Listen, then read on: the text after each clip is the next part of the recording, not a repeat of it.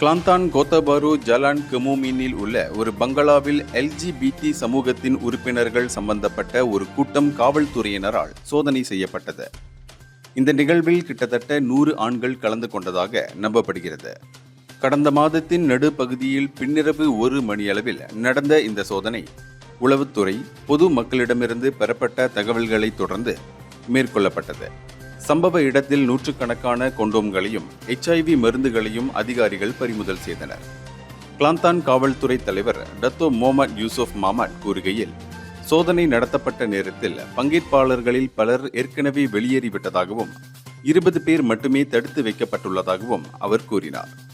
ஓரின சேர்க்கையாளர்களின் ஒரு குழு கூட்டம் ஒன்றை நடத்துவதற்காக ஒரு பங்களாவை வாடகைக்கு எடுத்ததாக எங்களுக்கு தகவல் கிடைத்தது.